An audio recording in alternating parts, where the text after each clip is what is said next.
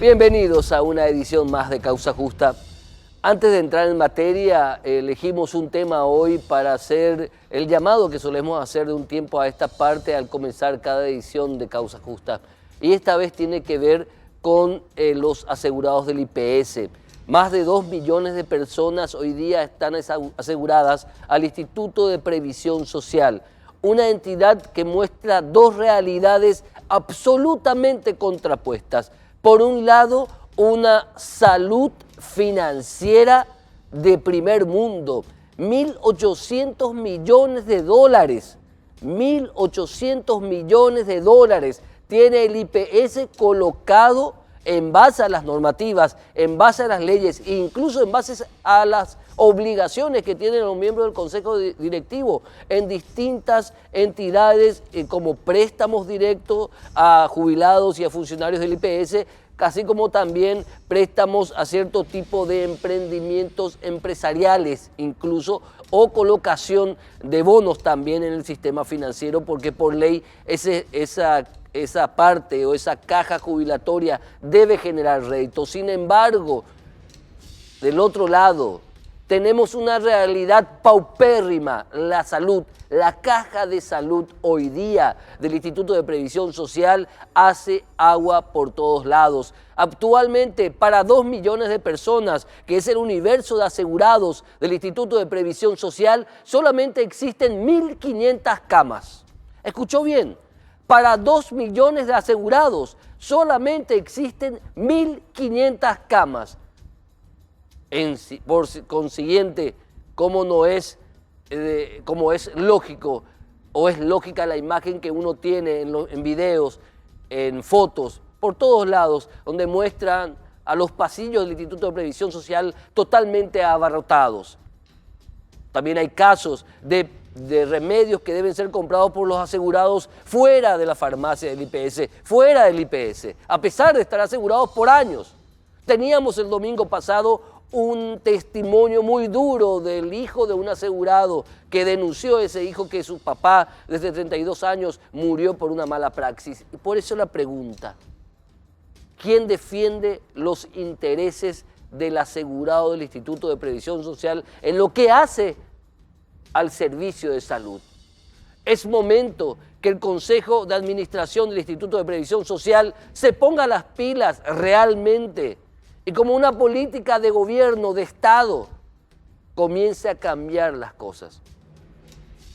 Es necesario, pero por sobre todas las cosas, la ciudadanía, el universo de asegurados del Instituto de Previsión Social, así lo exigen. Ahora entremos en materia. Vamos a acompañar hoy a ustedes en el primer bloque con la presencia, por un lado, del senador Carlos Núñez y por otro lado de la abogada Sung Jung Bank, quienes son representantes, por un lado, del senador Núñez de la cooperativa 8 de marzo y la querida colega abogada también del equipo jurídico, titular del equipo jurídico de la cooperativa. Ante esto, por las redes comenzó a circular unas declaraciones de un concejal de San Lorenzo, en donde le acusaba a usted, ese concejal municipal, de haber incurrido, de ser responsable de la extinción, por así decirlo, de la cooperativa 17 de mayo. Senador, buenas noches, bienvenido. Buenas noches, Héctor. Saludo especial para vos, también a la teleaudiencia. Muy buenas noches. ¿Cómo es la historia? ¿Cómo comienza la historia? ¿Quién es el concejal y a qué caso nos estamos refiriendo? Bueno, el día 27 de junio del 2017, Carlos Ferreira publicó a través de las redes sociales... Ese es el concejal. El concejal de San Lorenzo, Carlos Ferreira, publicó a través de las redes sociales de que la liquidación de la cooperativa 17 de mayo, de que yo soy el responsable directamente de que esa cooperativa haya quebrado. Jamás yo fui presidente de esa cooperativa 17 de mayo, jamás fui tesorero de esa cooperativa 17 de mayo. Entonces, en honor a mi persona... ¿Fuiste asociado? A mí me estafaron 40 años, o sea, 40 años de aporte que yo tengo, más 23.000 socios, quedó en la nada, llevó totalmente en su bolsillo. De acuerdo a la auditoría externa, 43.000 millones de guaraníes de faltante. Por más que se venda todo lo que haya, va a haber un remanente a los deudores, a los acreedores, más de 9.000 millones de guaraníes. Entonces, no lo digo yo, lo dice la auditoría externa que lo hizo a través de una resolución dictada por el INCOT, por el presidente licenciado Hernán Jiménez y los consejeros. Entiendo.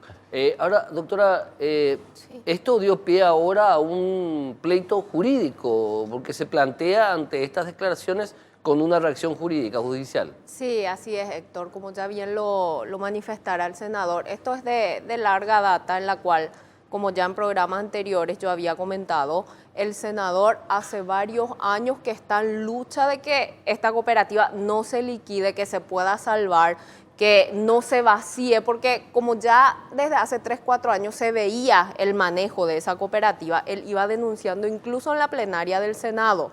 ¿Qué pasó? Se hicieron 2 intervenciones a esa cooperativa 17 de mayo, en la cual el presidente de esa cooperativa, en las 2 intervenciones, era el concejal Carlos Ferreira. Este concejal Carlos Ferreira, el 27 de junio, él mismo se graba y luego, utilizando los medios, las redes sociales, él publica por las redes sociales que el senador es el responsable directo de que haya desaparecido esa cooperativa 17 de mayo. Entonces nosotros, en salvaguarda del honor, de la reputación del senador, que es una persona que 30 años de servicio en la policía sin ningún tipo de antecedentes, una persona magíster en ciencias policiales, es abogado, es también colega nuestro, y sin embargo esta persona lo calumnia de esa manera. Entonces tendríamos de alguna manera nosotros que iniciar una acción judicial en la cual solicitamos que se publique la sentencia de condena en 2 diarios de gran circulación a más de la pena de 2 años de cárcel y una composición de 500 millones de guaraníes que el senador ya adelantó. Él va a donar esa composición a una entidad de caridad. Porque lo que queremos es que esta persona aprenda que no se puede difamar y calumniar nomás a una persona honesta, a una persona que justamente luchó para que no se llegue a esta situación. Senador, por favor. Héctor, yo soy, vamos a decirle, la voz de los sin voces. 23.000 socios son policías activos. De esa cooperativa de esa cooperativa que no puede manifestarse, que no puede hablar, porque la Constitución Nacional lastimosamente así lo dice. Obediente no deliberante, Naikatui es protestado, Naikatui joya por manifestación. Entonces yo soy el responsable directo, tiene mucha esperanza en mi persona, los 23.000 socios, quienes quedaron en la nada prácticamente, porque una cooperativa ya quebrada, una cooperativa que se liquidó, y ahora nada más y nada menos, juez y parte es el tesorero de Carlos Ferreira, Blas Verdún, que es un suboficial. Hay muchísimos suboficiales, 99, pero son buenos, buenísimos, pero hay entre los suboficiales también malos, como es Blas Verdún, que es el tesorero ayer en la cooperativa liquidada hoy, ahora es consejero del INCOT, en donde para que él asumiera como consejero en aquel entonces, Humberto González, presidente del INCOT, y Carlos Ferreira, consejero del INCOT, fraguaron 11 cooperativas fantasma. 11 cooperativas fantasma, en donde como socio fundador a mí me pusieron con firma falsificada mi nombre completo y mi número de cédula, que yo soy en las 11 cooperativas como socio fundador. Y o sea, vos fundaste 11 cooperativas fantasmas. Fantasma. Entonces, ¿para qué la hiciste? O sea, supuestamente, ¿para qué pusieron eso? ¿Para qué hicieron eso? Para que tenga más votos en la asamblea que se tenía, que se venía cuando eso. Yo denuncié eso públicamente, me pusieron como profesión cerrajero. Cerrajero me pusieron como profesión. Todo ok, mi profesión lo que erró un poquitito. Y también que yo también no fui socio fundador de la cooperativa Fantasma. Yo denuncié, ahora está en juicio oral, va a pasar al juicio oral y va a ir a la cárcel, también está pendiente de eso. En ese caso de creación de 11 cooperativas fantasmas, ¿quién está procesado o enjuiciado? Y está justamente Humberto González, el expresidente del INCOT, que ya feneció su mandato, sí. y Carlos Ferreira. El propio Carlos Ferreira también. Carlos es consejero también del INCOT. Ambos están procesados. Ahora, el sistema, todo esto también, lo que ocurrió con la 17 de mayo hizo temer en su momento que se dé una especie de reacción en cadena en el sistema cooperativo que hoy día sustenta un porcentaje altísimo de la economía de los paraguayos, en ahorro o en acceso a créditos. ¿verdad? Manejan un caudal, un paquete enorme, incluso igual o superior a muchos bancos. Eso sigue existiendo ese temor de que el manejo denunciado como irregular de esa cooperativa 17 de mayo, que valió su liquidación, pueda darse en otros ámbitos, senador. Asimismo, Héctor, yo creo que muchas cooperativas, ahora que el INCO está haciendo bien su papel, a excepción de Blas Verdún, que está como juez y parte ante la cooperativa quebrada ya lastimosamente, el resto de los consejeros, y más el presidente Hernán Jiménez, están haciendo bastante bien su papel. Las cooperativas por fin están haciendo bien su papel y están bien controladas. Una cooperativa quebrada, que en donde era consejero del INCO, Carlos Ferreira, intervino para que él pueda adueñarse. En dos veces consecutivas se hizo la auditoría, la intervención del INCO, y en ningún momento los interventores presentaron un balance, hasta que se hizo una auditoría externa, en donde detectó el faltante de 43 mil millones de guaraníes. Eso con respecto a las 17 de Con mayo, respecto, ahora, yo de humano digo también, yo me hice cargo de la cooperativa 8 de marzo, después de una grave intervención también, en donde estaba a punto de quebrar, no teníamos dinero para pagar sueldos a funcionarios. Y a hoy, ¿cómo estamos en nuestra cooperativa 8 de marzo? Si uno quiere hacer bien, Dios te ayuda. Pienso nomás, teniendo un activo mínimo, ahora estamos teniendo un activo de más de 838 mil millones de guaraníes de activo. Ese es el activo. El activo. Imagínense, el préstamo hemos otorgado por un valor total de 674 mil millones de guaraníes. ¿En cuánto tiempo? Hoy. 9 años. En 9 años. En 8 años. En 8 años. En 8 años. Sí. Depósito captado, tenemos por ejemplo un pasivo de 625 mil millones, casi 300 mil millones más. Liquidando todo lo que hay va a sobrar otra vez más de 300 mil millones de guaraníes, si vamos vos, a suponer. Si vos liquidás todo tu pasivo, te quedás con 300 Con mil 300 millones. mil millones de guaraníes nos quedamos. Es mucha plata. Hay, por ejemplo, un patrimonio, un excedente a hoy de 15 mil cerrando el mes de junio, 15 mil 800, 16 mil millones, redondeando, 16 mil millones en menos de 6 meses. En 5 meses tenemos ya 15 mil millones de guaraníes de excedente, de ganancia, en 5 meses. Y disponible otra vez en el banco, no lo digo yo, acá lo dicen los números. Dice el número, en todos los bancos tenemos 107 mil millones de guaraníes disponibles en nuestro dinero. Hay una salud financiera. Una salud financiera. Usted, desde tu punto de vista de senador y la doctora que es especialista en el ámbito cooperativo también, la buena salud que tiene la cooperativa 8 de marzo no la tienen muchas cooperativas. Y hoy día incluso hay una propuesta de modificar el impuesto que se le está cobrando a las cooperativas. ¿Eso podría variar la situación? ¿Hay acuerdo con esa medida legislativa? ¿Qué se plantea o qué planteas vos como legislador ante eso, senador? Yo nuevamente, Héctor, voy a presentar un proyecto de derogación de uno de los artículos que hace poco entró en vigencia, hace un poco más de un año, sí, en donde aplica el 10% del IVA a las cooperativas. Y eso no corresponde, eso es ilegal, encarece más el crédito a los humildes socios. Por eso yo estoy preparando un proyecto de ley para presentar próximamente para derogar nuevamente y no cobrarle al socio el 10% más del IVA. Sabemos perfectamente que la cooperativa es un ente financiero solidario, no es un ente que lucra así como los bancos, como financiera. Entonces no corresponde aplicarle el IVA al 10%. Ahora, con respecto a este caso judicial, ¿ustedes van a pedir que se planteó ya la denuncia, piden ya la imputación? No, presentamos ya la querella, porque al ser la calumnia un delito de acción penal privada, presentamos ya la querella, se le va a correr traslado seguramente a él. Al concejal Carlos Ferreira. Al concejal Carlos Ferreira. Allí el procedimiento siguiente es que se fija una audiencia de conciliación y luego directo a juicio oral. Es un procedimiento más rápido en caso de delitos de acción penal privada. Y así como ya lo adelanté, nosotros ya en nuestra querella solicitamos la pena que creemos que merece él, que son 2 años de penitenciaría, más 500 millones de guaraníes en resarcimiento y la publicación de la sentencia en dos diarios de gran circulación. ¿Eso en base a qué? Porque la calumnia dice el que a sabiendas y en contra de la verdad, para perjudicar a otra persona, comenta o difunde un hecho, será castigado con, y ahí están los incisos. Entonces, con el video, porque de hecho él mismo aparece en el video En un manifestando, sí, y en los grupos de WhatsApp subió también en las páginas de asociaciones de policía. Entonces, o sea, no hay manera de que él pueda decir yo no fui, porque se lo ve a él.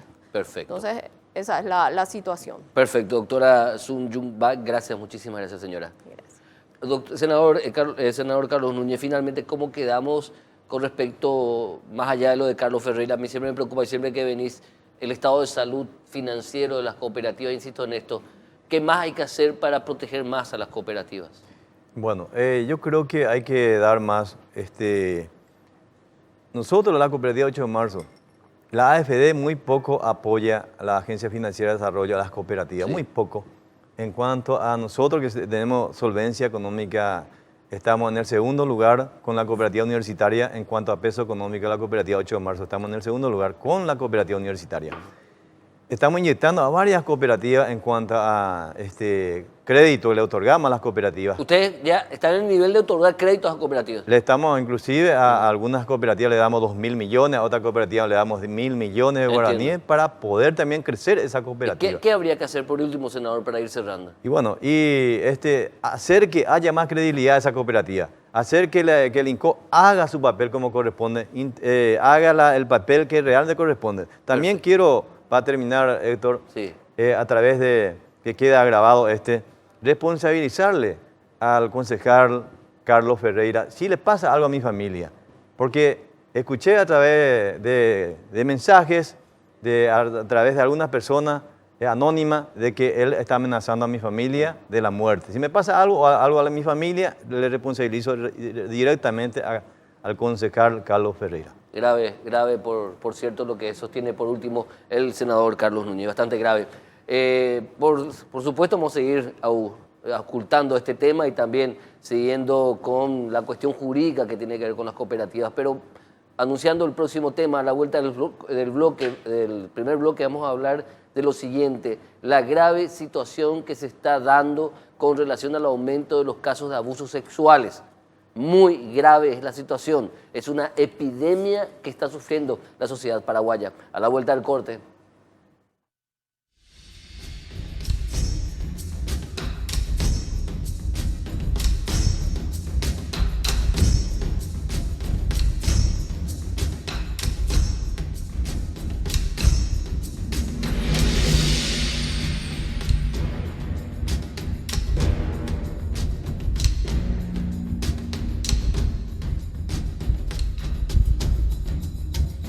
En la semana que terminó el día de ayer sábado estuvimos viendo varias publicaciones que tenían que ver con abusos sexuales en donde las víctimas eran menores de edad, niños, niñas especialmente. Y sorprendía el caso publicado a mitad de semana de un joven de 19 años de edad que en Bellavista, Itapúa, abusó de un total de 5 familiares, todas mujeres, por años. La mayor tenía 16 años, la menor de sus víctimas tenía solo 6 años o tiene solo 6 años de edad. También la semana de ayer que terminó ayer, se daba la información con respecto a la condena de un abuelo que había abusado sexualmente de su nietita por años también. ¿Qué está pasando? ¿Qué nos está ocurriendo como sociedad? Estamos, digamos, como sociedad tan enferma. No existe una respuesta jurídica, institucionalmente hablando, adecuada y contundente, más allá de una poca feliz iniciativa jurídica o legislativa que pretendía la aplicación así a tonta y a locas de la castración química, o hasta incluso de la castración física, algo que es prohibido por nuestra Constitución Nacional. Hasta eso, o sea, el planteamiento poco serio para enfrentar una realidad muy seria. Y hoy, hablando de seriedad, nos visitan dos personas que tienen que hablar y saben y mucho con respecto a la cuestión del derecho del menor. por un lado, el doctor Víctor Bernal, quien es juez de sentencia. Gracias, doctor, por estar con Te nosotros. corrijo, Cristian Bernal. Cristian Bernal, discúlpame, me estaba pensando otras cosas en este momento. Doctor Cristian Bernal, gracias por estar con nosotros. gusto. Y la doctora Bettina Obando. Ay, no me equivoqué. ¿Cómo está, doctora? Bienvenida. Buenas noches, gracias por la invitación. Cristian, voy a comenzar con la dama, Por ¿te favor, parece? adelante.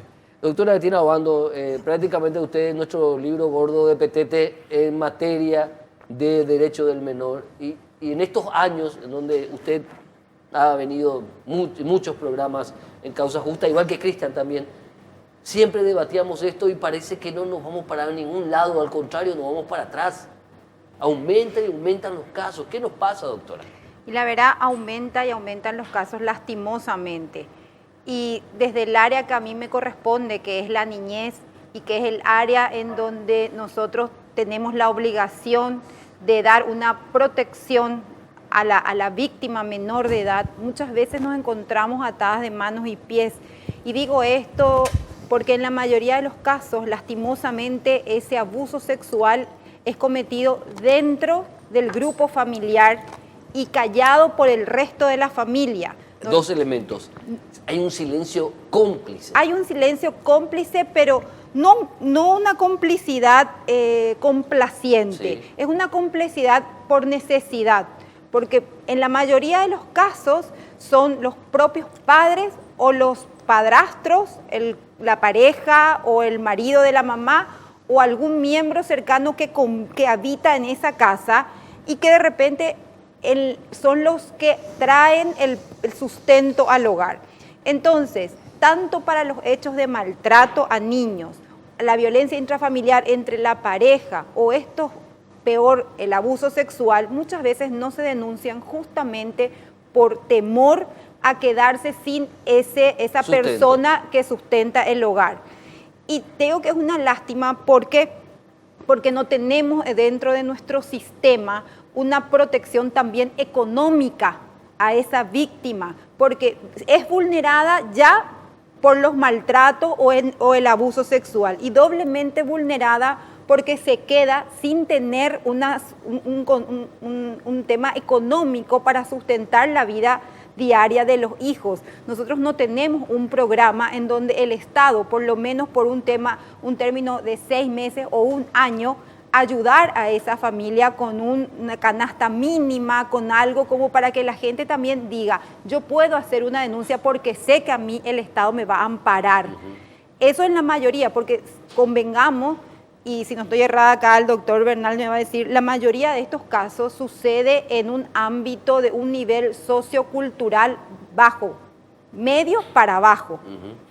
Lo que más se conoce. Lo que más se conoce. Lo que más se conoce. Ahora bien, el tema de los niños que sufren maltrato y darle esa protección cuesta mucho porque tampoco contamos con hogares especializados para claro, contener esa también, problemática. Pero también lo preocupante es que esta es una cuestión transversal, doctora Bettina Obando, a todos los estratos sociales. A todos los estratos sociales. Si, se da más publicidad cuando es, digamos, estratos sociales deprimidos económicamente, pero en la alta sociedad existen casos que sí, se pero tapan, parece que se tapan más. Más existen los maltratos psicológicos y económicos Sí. que el abuso sexual en sí. Existe mucho más y es mucho más difícil de detectar esos tipos de maltrato y por ende es mucho más difícil también de acompañar a esa víctima, Claro. ¿verdad? Cristian Bernal, en tu experiencia, porque contigo siempre destaco eso, contigo fuimos los primeros que comenzamos a hablar de feminicidio en Paraguay, contigo, en este programa. Sí. Hace 5 o 6 años atrás, y nos decía, cuando eras fiscal, ahora sos juez de sentencia, decía, la gente que nos escuchaba y nos veía decía, ¿qué? ¿Feminicidio? Hablando de eso. Sí. O sea, y ahora es casi una figura que todavía ni siquiera está. Los procesos son tan lentos. Pero digo lo siguiente, hace tantos años venimos hablando de esto, Cristian, y no hay una respuesta política de Estado fuerte, que vaya más allá de la aplicación de medidas, digamos, que quieren atraer prensa, como es el tema de la castración química, que me opongo porque es una cuestión totalmente individual. ¿Qué tenemos que hacer, Cristian? El tema del abuso sexual Volviendo a nuestro tema, creo que, como hemos conversado alguna vez, es un tema que abarca varios aspectos. Son niños, niñas, vulnerables. La declaración de ellos es fundamental en esos primeros momentos. Siempre conversamos sobre el tema de la importancia de la cámara GESEL, Sí. porque lo que podemos hacer en el derecho penal es dar una represión. No me puedo preocupar yo de lo que es la prevención, que también sería interesante hablar, pero una cámara GESEL que tenemos, creo que, no sé, acá la otra me va a corregir, 2 o 3 en todo el país, la cantidad de casos de abuso, en un recuento que he visto así por los medios de prensa, aproximadamente tenemos 4 casos de abuso sexual en niños por día o más, y existen los protocolos, no se cumplen lógicamente, y en el momento en que ocurren los casos, las denuncias, como dijo bien la doctora, ocurren en el ámbito de la familia. Y entonces, ¿qué pasa? La madre le va a cubrir al hermano, porque puede ser que sea el padrastro, el padre, o el hermano, o el hermanito, o el primo, o el que esté viviendo en la casa. Entonces, las denuncias, ¿a través de quién se dan?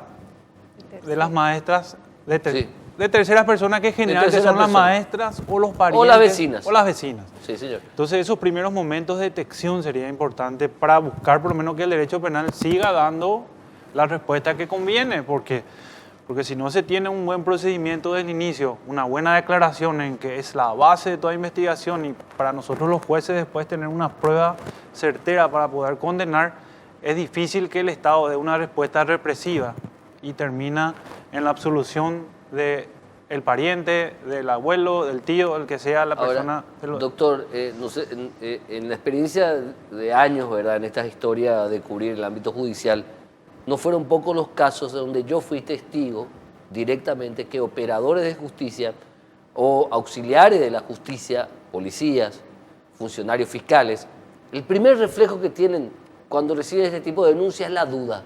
Dudan de la víctima. En este país se sigue dudando de la víctima como un principal ahí te voy a reflejo. te voy a interrumpir, como es el principio del derecho de la violencia contra las mujeres, los niños tienen la misma vulnerabilidad que ellas.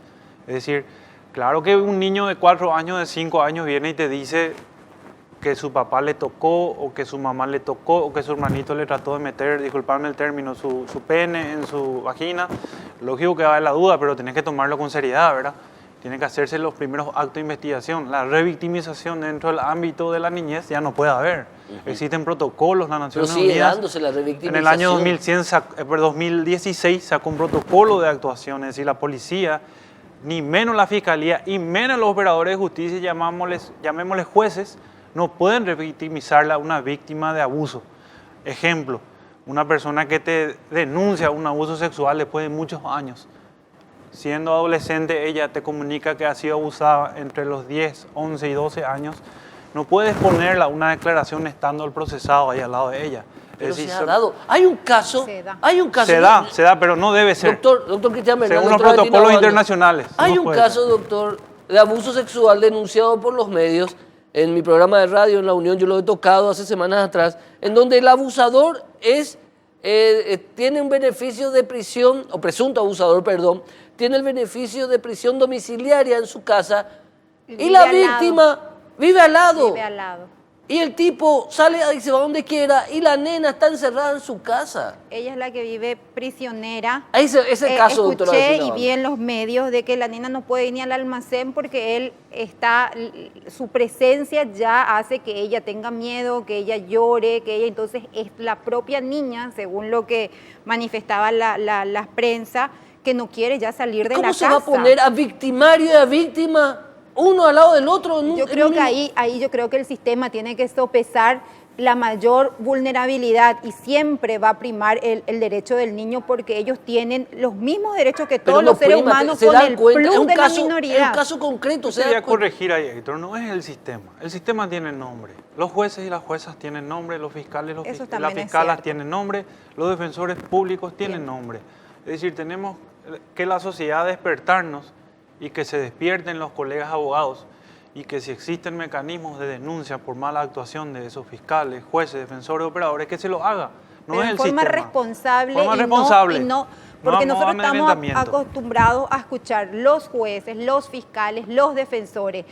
En cambio, yo considero, y yo estoy muy de acuerdo en que se nos haga una denuncia, porque es construir también y crecer profesional y personalmente, pero de forma responsable, nombre y apellido. Y no nos podemos enojar con esa persona que hace, porque siempre vamos a tener el derecho a réplica. Está bien, yo les ¿verdad? entiendo a ustedes como operadores. Para más, ustedes no están viniendo acá a ser defensores de nadie, cada uno es responsable y ustedes no son ni mucho menos ministros de la Corte Suprema de Justicia, que sí son los responsables y que deberían dar cuenta. Porque vos me decís el sistema está bien. Yo te decía algo, Cristian, el sistema no está bien. El sistema sigue adoleciendo del principal elemento, la protección de la víctima inmediata, Cristian. Bueno, pero eso lo aplican los jueces. Pues el Héctor, sistema que soporta, ese sistema, Cristian, que soporta. El sistema ese son juez. los jueces, las leyes que tenemos acá. Repito, un gran profesor, Carlos Merzán, que en paz descanse, que fue un gran referente mío en el área académica. Las leyes están ahí. ¿Quiénes aplicamos? Nosotros, los hombres, las defensoras, los fiscales, los abogados. Es decir, no hay ninguna regla mágica que tenemos que hacer. Tienen que aplicar los Pero jueces de la niñez y la sistema- adolescencia, o los jueces de la niñez, perdón, me va a corregir la doctora, son los responsables de aplicar esa guarda, tutela, las medidas de urgencia, los jueces de garantía. Es decir, no puede enviarle a la víctima que vive acá con su victimario que vive ahí al lado. Es decir, Un ejemplo, ¿verdad? Pero ahí está mal, también, no es lo correcto. ahí también yo digo que no podemos victimizarle a la niña víctima sacando a ella de su entorno No. porque el otro vive ahí al lado. Pero es el Él sistema el que tiene le que permite, hacer- es el sistema, doctora Bettina Yo- Obando, el que le permite a yo ese como- juez resolver así. Yo le diría, deme otro domicilio y cumpla su arresto, su prisión domiciliaria en nosotros, otro domicilio. los jueces y las juezas, tenemos libertad de actuación e independencia. Héctor, ¿qué sistema te obliga a cumplir eso? Ningún sistema te obliga a cumplir. Lo que tiene que estar obligado a los jueces, y comienzo por mí, es que a conocer bien las leyes, conocer la Convención de los Derechos del Niño, conocer los tratados internacionales vigentes, lo que es la revictimización, conocer conocer el grado de afectación psicológica que tiene la niña o el niño abusado, él y toda su familia. ¿Qué hacer, Cristian, en tu experiencia de años? ¿Qué hacer Y para acá tenemos que enfocar de dar un varios... golpe, dar un golpe de efecto, Cristian? No, es que esto no va a cambiar de un día para el otro. Acá hay varias Está la instituciones parte que estamos cultural, implicados. educacional. Justamente estamos hablando, acá estamos el Poder Judicial, la Defensoría Pública, el Ministerio Público, el Ministerio de la Niñez. Acuérdate que hay otros problemas concomitantes que te traen eso. Por ejemplo, las redes sociales. Los niños y las niñas van descubriendo su sexualidad, si no es en el colegio o no es en la familia, si no son bien educados, a través de las redes sociales. ¿Y quiénes están ahí? Los pedófilos. Las Y patadas. las personas que están interesados en niños o niñas y en captar eso. Para Entonces, no ir muy lejos, Es una... el mismo, el tema climático. Vienen las crecidas, tienen que abandonar las casas, se van a refugios, viven todos hacinados, uno al lado de otro. Y eso a la larga produce, porque toman la falta de educación, la falta de cultura, el todavía creer de que uno tiene que iniciarse con algún miembro de la familia, porque eso existe. Por más que digamos, no, pero eso pasa en el interior, no, pasa acá también.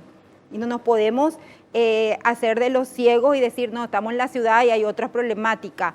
El tema también, como dije al comienzo, es que nosotros nos vemos muchas veces atados de manos y pies. ¿Por qué digo esto?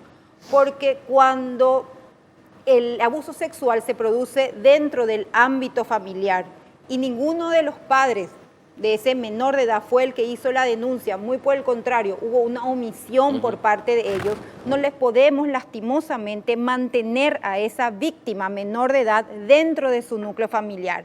Entonces le volvemos a revictimizar teniendo que sacarla de ese lugar y nos encontramos siempre o casi siempre con la problemática de que ningún familiar cercano o ampliado de la familia pueda y quiera hacerse cargo de la niña y tampoco tenemos hogares para eso. Y los pocos hogares que tenemos no son hogares dados por el Estado.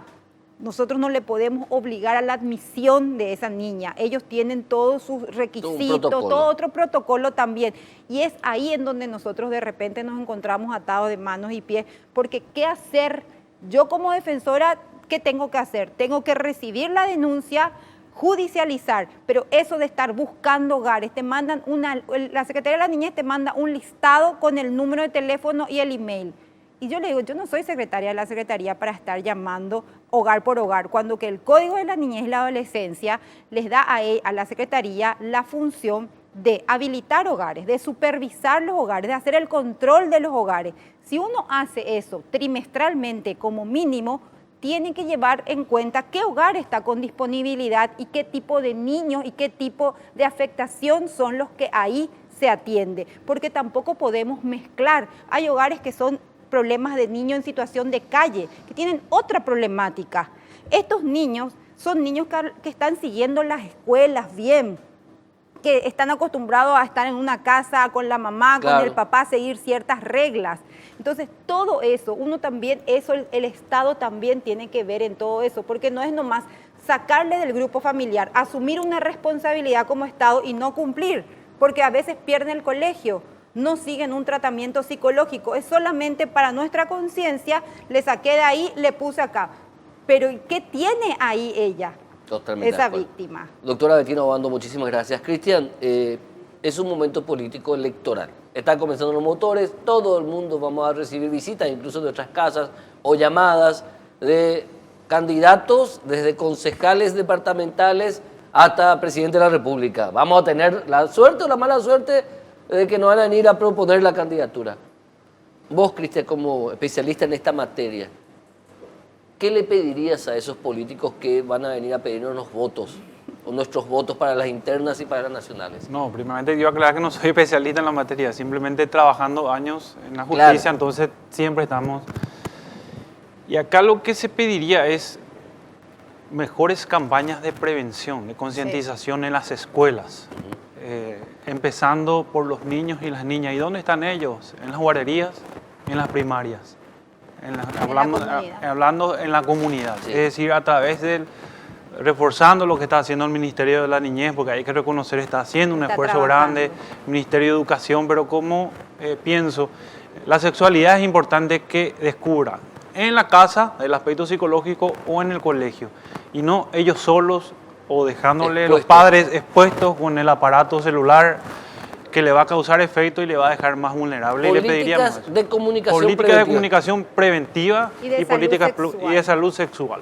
Cristian, Héctor, yo te quiero Sí, decir Betty. que si a mí me preguntan, los políticos vienen, yo les diría que dejen de mentir y de poner que los niños y la tercera edad van a ser lo primero en su gobierno o en su lugar de diputado o de senadores ni nada. Para las campañas políticas se acuerdan de todos los niños del país, se acuerdan de todos los de la tercera edad. Terminaron las votaciones, acuérdense que los niños no votan, los niños no pagan impuestos y se olvidan. Y piensan, no, pero ellos faltan todavía que crezcan, el futuro. Mientras tanto, el presente que le estamos dando es nefasto y nuestro futuro va a ser igual o peor. Para acompañar lo que dice la doctora, Sí. para ir cerrando nada más Sí. tu bloque, esto es un proceso, Héctor. Se hizo ya algo. Hay que transitar, se necesita unos años Hay que más. insistir un Hay poco que más, con insistir fuerza. nomás. Tampoco hay que decir está todo mal. Se está haciendo, No, se pero está haciendo. hay que ver a largo plazo esto. Cristian Bernal, muchísimas gracias, Por doctor. favor, cuando gustes. Muchísimas gracias, doctora Bettina Gracias. Obando. Gracias por el abordaje, con bastante pasión, por cierto, porque acá las cosas las tocamos en serio realmente, y quienes vienen son gente que están comprometidas con lo que hacen. Hablando de compromisos, les vamos a contar a la vuelta del corte una historia que tiene que ver con la aparición de una financiera que al parecer era o es una financiera MAU. A la vuelta del corte.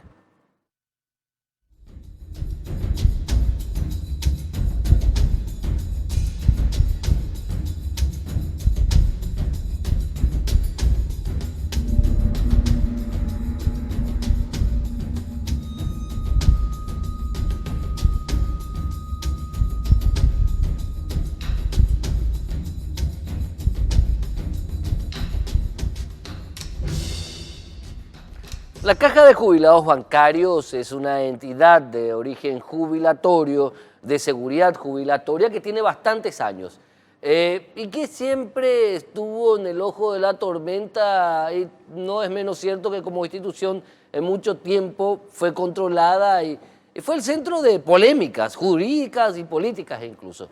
Y al parecer está surgiendo una nueva, esto se conoció a través de una denuncia muy grave que presenta el Centro de jubilados bancarios, en donde dicen que la caja de jubilados bancarios fue el seno del nacimiento de una financiera Caracú, que así se llama o se llamaba, que aparentemente solamente existía en los papeles.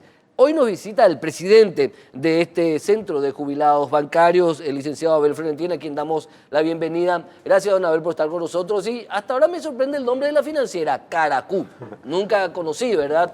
Y también la denuncia, porque he leído la denuncia penal que habla de un manejo de un capital mínimo, pero que después, digamos, se habría utilizado dinero de la caja de jubilados bancarios. Gracias por estar con nosotros. Sí, gracias a vos, Héctor, por darnos esta oportunidad de hacer conocer realmente a la opinión pública en general, ya que pasó a instancia judicial. Y es así como vos estabas diciendo, el origen de la denuncia fue justamente en una denuncia realizada por la auditoría, por la propia auditoría interna de la Caja de Jubilaciones. Nosotros como centro de jubilados precautelamos los intereses de nuestros asociados y eso es el principal fuente o esperanza o expectativa que tenemos todos los jubilados y pensionados en sobrevivir. Entonces tenemos un celo especial, además de lo que ya acabas de mencionar, objeto de muchas malas administraciones anteriores. Y en esta oportunidad en particular apareció esta financiera que lo llamaban ellos como casa de crédito, que estaba ofreciéndole créditos a los compañeros. ¿A quién compañeros? De los jubilados. A los jubilados, que estaban más, inclusive más necesitados y que tenían créditos por montos grandes. Entonces sacaron una resolución donde se podía eso cancelar de alguna forma y otorgarle un nuevo crédito. Y ahí aparece la figura de esta empresa Caracú, que no era otra cosa sino que una empresa de servicio, inclusive de capacitación, que estaba prestándole servicio a la caja, pero de repente aparece como una empresa financiera, cuyo capital figura por todos los documentos legales que no pasaba de 4 millones de guaraníes. El capital de esta empresa Caracú. De esta empresa Caracú. Y sin embargo, en un lapso de 6 meses, movió más de 16.000 millones de guaraníes. Espera. Una empresa que Sí. tiene un capital de 4 millones. Sí, Movió 16.000 millones de guaraníes en un periodo de 6 meses. sí, así mismo. ¿Y de dónde? O sea, Bueno, prestó 16.000 y- millones. ¿Cómo es? Bueno, y Explícame. eso justamente fue lo que llamó la atención de nuestros asociados. Hicimos nosotros una asamblea general extraordinaria y allí se decidió presentar esta investigación judicial. Entonces se presentó esto y está a cargo del juez, del fiscal, mejor dicho, del abogado Martín Cabrera, De agente Martín fiscal. Cabrera. Está a cargo de él el caso, pero quiero profundizar un poquito, ya que el tema que nosotros concluimos aquí es de que esta empresa no tenía un solo céntimo, sino que sencillamente lo que hacía era un giro de la propia plata de la caja y cobraba una comisión a los compañeros que hacía uso de ese servicio, y ellos eran prácticamente invitados a hacer esa operación. ¿Qué quiere decir eso de que lo que ¿Cómo apunta era el esta investigación? ¿Cómo era el modus operandi? El modus operandi era de que al compañero a quien se le iba a ofrecer el crédito se le ofrecía y se le decía que se fuera a la caja, y el compañero no conocía ni siquiera la financiera, pero sí se le decía de que una financiera le iba a otorgar créditos para que él cancele unos créditos que tenía en la caja y que la caja le volvía a dar a ese mismo compañero a una tasa menor. Ese era el sistema que se estaba utilizando. Pero ¿qué pasaba? Esta empresa Caracú giraba, por decirte así, un cheque de 100 millones para cancelar la deuda de un compañero. Caracú le pagaba a la caja bancaria, a la Exacto. caja de jubilados. A la caja de jubilado por la deuda de un compañero. Por la deuda de un compañero. Sí, pero Y eso, sí. ese cheque quedaba en la caja de nuestra caja bancaria. Sí. Bueno, antes del mediodía, o al mediodía, ese compañero ya recibía su nuevo crédito De la caja de jubilados. de la caja de jubilado. Pero ¿qué pasaba? El que retiraba ese cheque, el crédito, tenía una autorización de la empresa Caracú para retirar ese cheque. Entonces, ¿qué pasaba, Héctor? Ese cheque, ese mismo momento se iba y se depositaba en la cuenta de esa empresa en el banco correspondiente, mientras que el cheque que había dejado en la caja pasaba en 2 días, recién se compensaba ese cheque. Es decir, que aquí había Era un cheque adelantado. y no es adelantado, pero la cuestión administrativa permitía de que ese cheque quedaba guardado en la caja bancaria.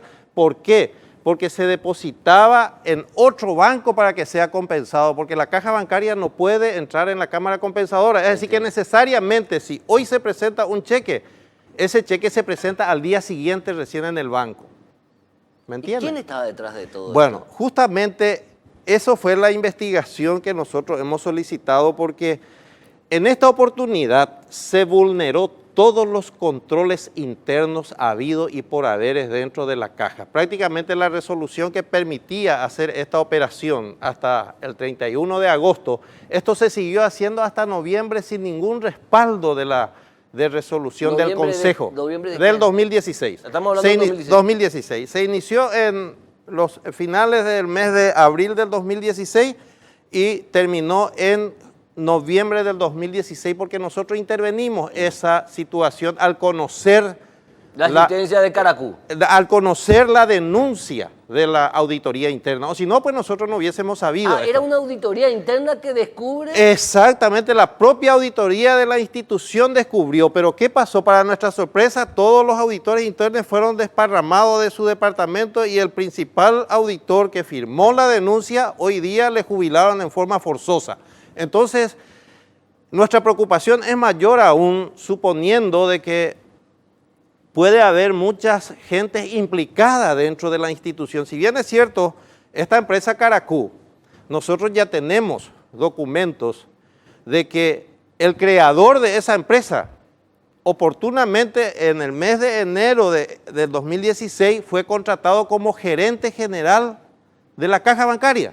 El creador, el fundador de Caracú. El fundador de Caracú, de acuerdo a quiero aclarar Sí. eso de que eso consta en una declaración voluntaria de una de las socias que está en la fiscalía, Sí. que fue a declarar eso, porque la fiscalía fue a ver el local que no existía ahí nada. ¿Caracú tiene un local? Tiene una dirección, pero es una vivienda familiar Que no tiene nada que que ver no con la tiene empresa. nada que ver con la firma. Tal es así que la señora, cuando fue la fiscalía a visitarlo, preocupada salió de allí y vino la fiscalía a declarar. Y ella comentó que era funcionaria de una empresa que se llama Edipsi, que era del gerente general de la caja. Amén de eso, también accedimos a documentos de que en IPS, este señor, el gerente general de la caja, también figuraba como empleado de la empresa esta Caracú, en IPS. Entonces, nosotros encontramos que hay hubo esa relación, como dice acá, un vínculo, como decía desde luego la denuncia de la auditoría interna. Ahora bien, nosotros de esto ya hace un buen tiempo y estamos esperando la decisión del señor fiscal a que tome alguna medida del caso. Consideramos ya que con las documentaciones que se tiene, que ya es momento también de que él actúe para que eso se tome realmente en serio, porque hasta este momento continúa, no sabemos nosotros qué más puede estar ocurriendo, ¿verdad? Entonces necesitamos ese respaldo de la parte... ¿La investigación avanza por parte de Martín Cabrera? Y eso justamente es nuestra preocupación. Hay algunas diligencias, según nuestra abogada, que es la doctora Rocío Vallejos.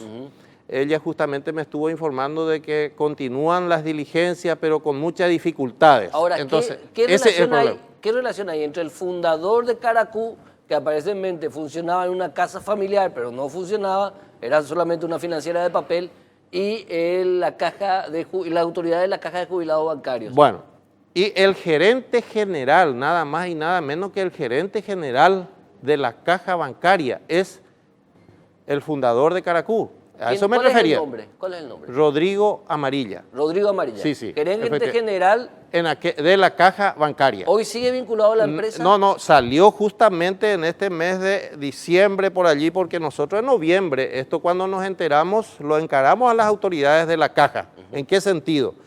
No podía ser de que 15.000 o 16.000 millones haya sido manejado de esa forma y que le redituó prácticamente 750 millones de guaraníes limpito y sin ninguna aplicación de recursos a Caracú, que las autoridades de la caja no lo sepan.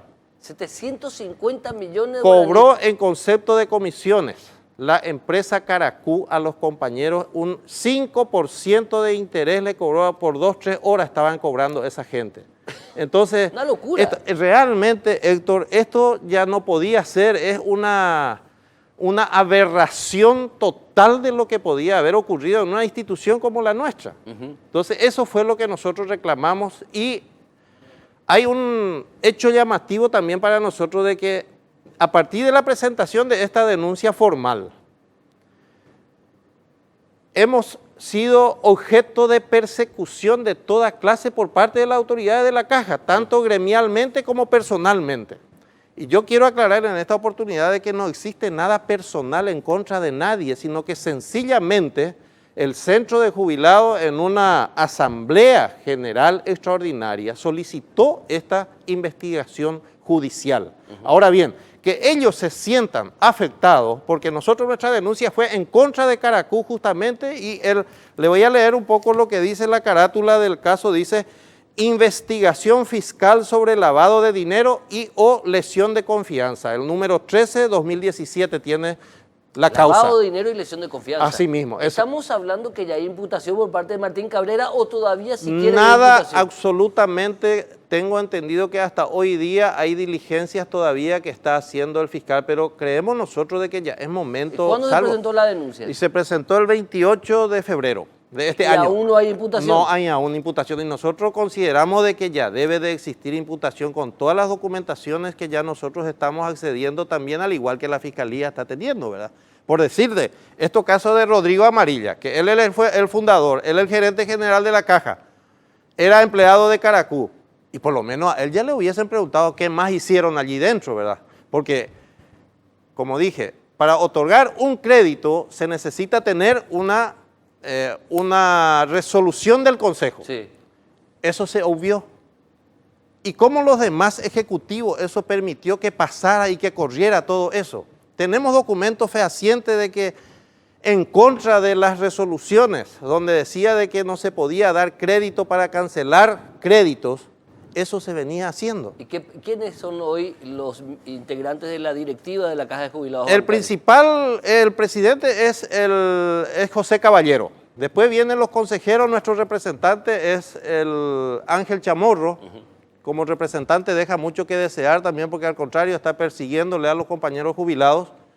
Luego está el representante de la patronal, Javier Amuy, y después está el representante del sector activo, que se llama Oro, de apellido Oro. Recórdame, en 6 meses de funcionamiento de Caracú SRL, Sí. dentro de la Caja de Jubilados Bancarios, según la denuncia, Sí. ¿cuántos millones de guaraníes movió?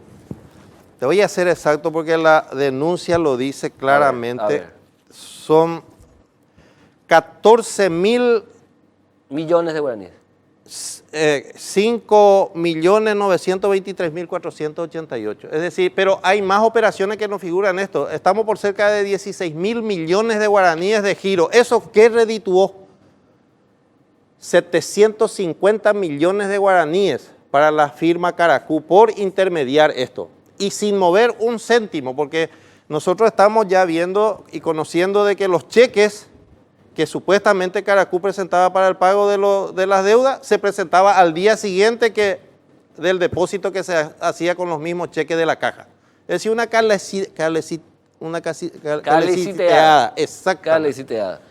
Violento. Bastante particular el caso y la importancia de que la Caja de Jubilados Bancarios es muy importante por el monto de dinero que maneja. Sin lugar Y por la a dudas, cantidad de gente.